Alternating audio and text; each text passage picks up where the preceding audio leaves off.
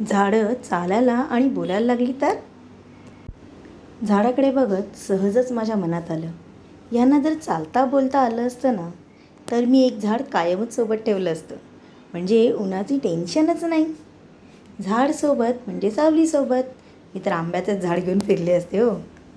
भूक लागली की लगेच आंबा तोडून खायचा. ऊन लागलं की सावलीत बसायचं आणि बोनस म्हणून थंडगार वारा. काय मज्जा आली असती ना. पण मग अचानक डोक्यात दुसराच विचार आला, जर झाडांनी युनियन केली तर? मग त्यांनाही पगार द्यावा लागेल, आठवड्याची सुट्टी लागेल, आज सावली बंद असा बहुतेक बोर्डही लागेल. मग म्हटलं, बाप रे, त्यापेक्षा माझी छत्रीच बरी, हवी तेव्हा उघडली की सावली मिळाली.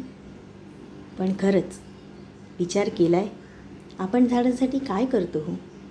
फक्त उन्हात सावली हवी असली किंवा फळं फुलं हवी असली कीच आठवण काढतो.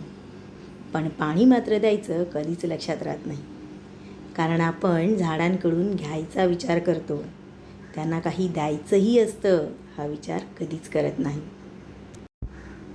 खरंच जर झाडांना आपल्यासारखं चालता बोलता आलं असतं ना, तर ती स्वतःच पाण्याकडे गेली असती, पाणी प्यायली असती आणि ज्यांना त्यांची काळजी आहे त्यांच्याशीच मैत्री केली असती. मग आपण हवं तसं फळं फुलं तोडू शकलो नसतो.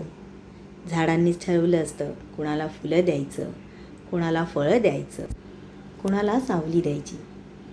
कदाचित एखाद्याने दगड मारला तर झाडाने पण 2 दगड परत मारले असते बहुतेक. फांदी तोडणाऱ्यांना तर जरा थांब तुला दाखवतोच म्हणत धडा शिकवला असता आणि चांगल्या लोकांशी मस्त मैत्री केली असती.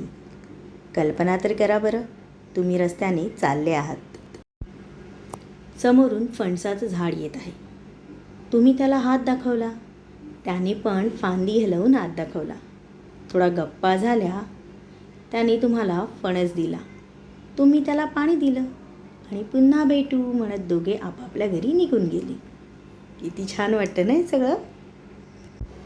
पण जी माणसं विनाकारण झाडांना त्रास देतात ना, त्यांची मात्र हालत खराब झाली असती. ते सावलीत गेले की झाड तिथून निघून गेलं असतं, फळं फुलं पण त्यांना मिळाली नसती. म्हणूनच झाड बोलत नाही, चालत नाही म्हणून त्यांना त्रास देऊ नका. कारण जर ती खरंच आपल्यापासून दूर गेली ना, तर उन्हात सावली आणि आयुष्यात हिरवळ दोन्हीही हरवून जाईल. म्हणूनच निसर्गाची काळजी घ्या, निसर्ग तुमची काळजी नक्कीच घेईल.